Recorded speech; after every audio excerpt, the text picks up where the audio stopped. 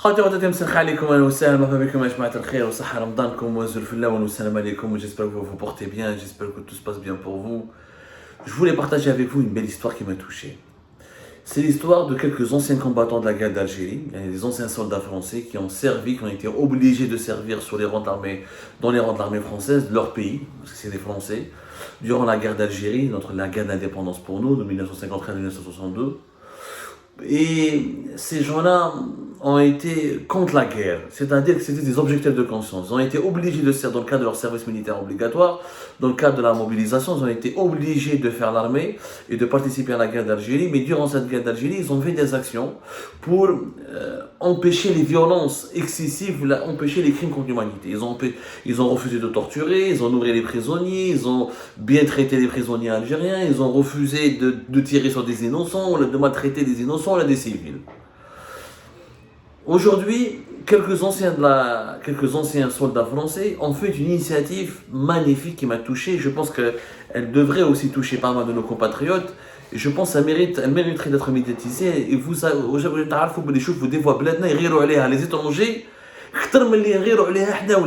il y a certains Français et Françaises qui ont combattu l'indépendance de l'Algérie, qui ont servi sous les drapeaux français, qui ont été mobilisés au sein de l'armée française pour empêcher l'indépendance de l'Algérie. Aujourd'hui, ils ont été pris de conscience, leur mauvaise conscience, et aujourd'hui ils veulent soulager leur conscience. Ils font tout pour rectifier leurs erreurs, ils essaient de participer au développement de l'Algérie, ils essaient de réparer le mal qui a été fait, ils veulent contribuer au bonheur de notre pays.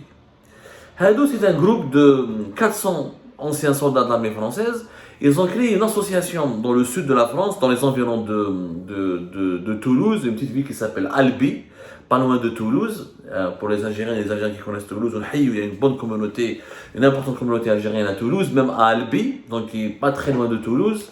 Albi, si je ne me trompe pas, comme je sais la distance à Toulouse, une dizaine de kilomètres, donc 81 kilomètres, voilà, 81 kilomètres au sud de Toulouse. 400 anciens combattants de l'armée française dans une association où se l'association des anciens appelés en Algérie et leurs amis contre la guerre, association 4AGC, l'association des anciens appelés en Algérie et leurs amis contre la guerre. Ils ont créé cette association et le but c'est quoi? C'est que vous savez, ici en France, les anciens appelés, les anciens soldats, les anciens combattants de la guerre d'Algérie touchent une retraite annuelle de 800 et quelques euros. De 820 euros que l'État français leur donne une retraite qui complète leurs revenus et les retraites professionnelles de lorsqu'ils touchent ici et qui n'est pas imposable. Ils ne touchent absolument pas, ils ne payent aucun impôt sur cette retraite. 831, 820 euros, elle est versée chaque semestre. 400 euros au premier semestre, 400 et quelques euros au premier semestre, 400 euros et quelques deuxième semestre. Les soldats, les anciens soldats, ils ont décidé de ne pas bénéficier de cette retraite. Ils ont dit, nous avons fait du mal, on a participé à la guerre d'Algérie, on a voulu empêcher l'indépendance d'un pays, on a voulu opprimer un peuple, on a assisté à des violences de la guerre d'Algérie, on a vu des innocents se faire torturer, se faire tuer sous nos yeux, on a fait de notre mieux, on n'a pas pu empêcher cette guerre. Aujourd'hui, ils veulent se rattraper. Qu'est-ce qu'ils font? Ils ne touchent pas de leur argent, ils reversent tous les montants, toute leur pension annuelle qu'ils auraient donnée par l'État français pour financer dans la caisse de cette association. Et comme ça, ils financent des projets de développement en Algérie et des actions caritatives en Algérie. L'un des cofondateurs de cette association, il s'appelle Rimi Serre, il dit à 65 ans, malgré ma modeste retraite d'agriculteur, j'ai refusé celle de combattant, je ne voulais pas de cet argent taché par le sang versé en Algérie. Cet argent, je voulais le renvoyer en Algérie pour qu'il soit utile à ceux que nous avions fait souffrir. À ceux que nous avions fait souffrir. Il s'appelle Rimi Serre et c'est lui le cofondateur de cette association des anciens appelés en Algérie et leurs amis contre la guerre, l'association 4ACG. Ils ont commencé par être 15, ensuite le noyau s'est élargi à 60 personnes. Aujourd'hui, ils sont 400 personnes, 400 anciens soldats. Ils payent une cotisation de 30 euros pour adhérer à l'association. Ils reversent donc leurs entre 820 et 830 euros annuels qu'ils touchent de la part de l'État français dans les caisses de cette association pour financer des projets de développement en Algérie et un peu ailleurs, y compris en Palestine. Alors pour le moment, cette association Ejma, ils ont financé et ils ont débloqué 1 million d'euros. 1 million d'euros, ils ont réussi. Chaque année, ils essaient d'accumuler plus de 80 000 euros. Et avec ça, ils financent des projets en Algérie Par exemple, ils ont participé au financement d'une induction d'eau pour potager. Ils ont acheté un bus scolaire pour les habitants d'un village que les Français avaient détruit et que 17 familles reconstruisent.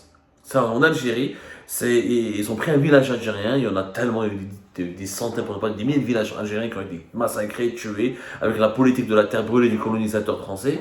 Ben, ils participent à la construction d'une induction d'eau, c'est comme un puits d'eau potable, un bus scolaire, et ils participent à la reconstruction de ce village.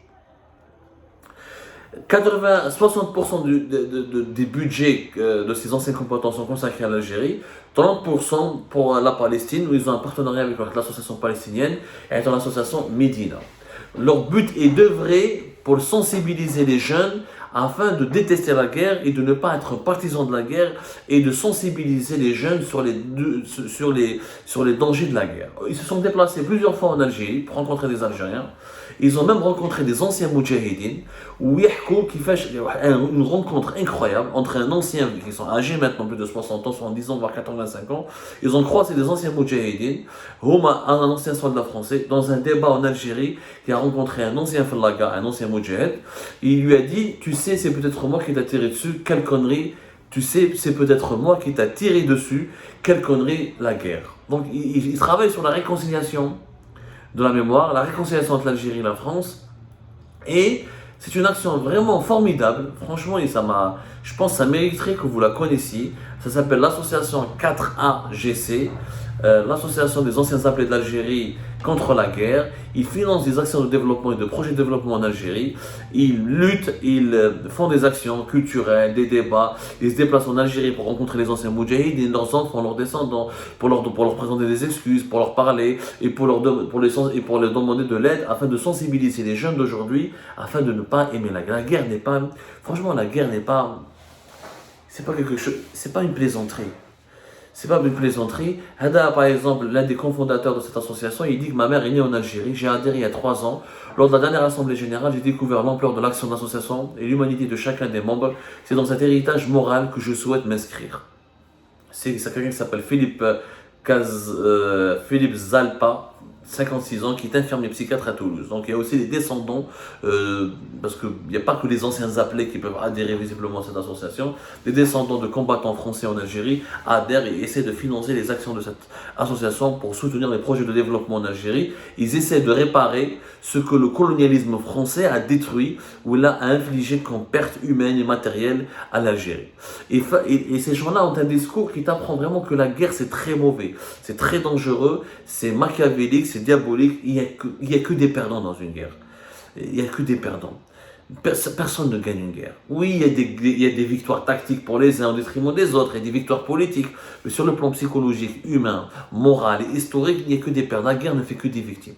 Nos anciens moudjahids, ils ont été torturés, ils ont été massacrés, leurs femmes violées, les viols collectifs, les souffrances que nos ancêtres ont subies de la part du colonialisme sont atroces.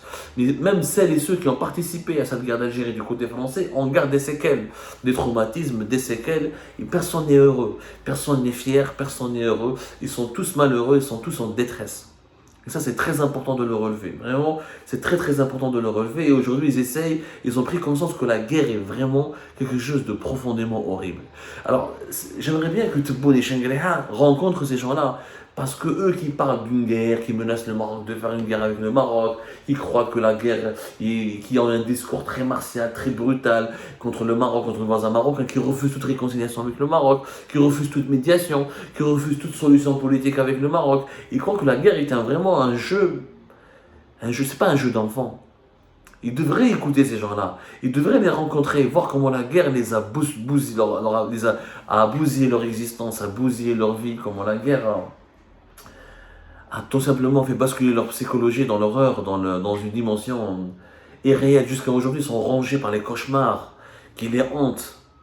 Leur vie a été marquée pour toujours. La guerre, celui qui a fait la guerre, qui a participé à la guerre, qui a été victime d'une guerre, qui a été l'acteur ou l'actrice d'une guerre, il peut comprendre ce discours, il peut comprendre ce ressenti. Mais en tout cas, ils sont merveilleux, il faut vraiment les féliciter.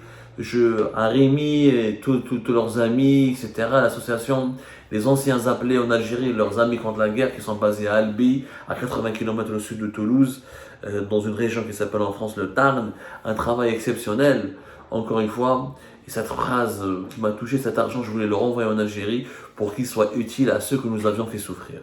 Imaginez les dirigeants algériens prennent conscience aussi, ceux qui ont monopolisé le pouvoir, ceux qui ont instauré la dictature dans notre pays, ceux qui ont provoqué les émeutes de 88, ceux qui ont participé au meurtre des manifestants, à la torture des certains manifestants pacifiques, ceux qui ont mis en prison des détenus politiques, ceux qui ont tué directement ou indirectement des manifestants du printemps berbère, de printemps nord de 2001, printemps berbère 1980. C'est les dirigeants algériens pouvaient prendre conscience du mal qu'ils ont infligé eux aussi au pays. Et s'ils acceptaient de se remettre en cause et de faire un exercice de conscience, un examen de conscience, et de remettre en cause et d'essayer de corriger leurs bêtises en participant, mais c'est pas trop tard. L'histoire de cette association, de ces anciens appelés, de ces anciens combattants de la guerre d'Algérie nous apprend qu'il n'est pas trop tard de corriger le mal qu'on a fait dans sa vie. Et qu'on peut se rattraper, et qu'on peut avoir une prise de conscience, et qu'on peut se rapprocher de la victime, et qu'on peut essayer de reconstruire des liens et d'écrire une autre page de l'histoire. Si les dirigeants algériens pouvaient verser une partie de leur fortune, accumulée illégalement, illicitement, ou là de leur retraite, ou là de leurs privilèges financiers et sociaux pour développer l'Algérie, ou là des projets de développement locaux en Algérie, notre pays se portera nettement mieux. Je vous assure que notre pays pourra se porter nettement mieux. Rémi ou Christophe ou Gilles et tous les membres de cette association que je ne connais pas, j'ai appris à les connaître. J'ai lu leur histoire dans un article de Ouest France qui parle d'eux, qui fait un portrait. Ouest France est l'un des quotidiens régionaux les plus importants ici en France, qui dresse le portrait de ces militants qui veulent donc participer à la reconstruction de l'Algérie pour corriger les effets de la guerre, pour corriger les désastres de la guerre, les effets désastreux de la guerre. C'est un combat noble, exceptionnel. On devrait s'inspirer de ces gens-là. Vraiment, c'est un exemple à suivre. Merci beaucoup donc à cette association, à leurs fondateurs et à leurs membres et à leurs adhérents. L'Algérie continue d'inspirer. Heureusement que l'Algérie inspire certains humanistes, certains esprits humanistes et certains volontaires généreux, parce qu'elle souffre énormément de la bêtise, de la méchanceté de ses dirigeants. Rabbi, que Dieu protège l'Algérie et que Dieu protège les amis de l'Algérie.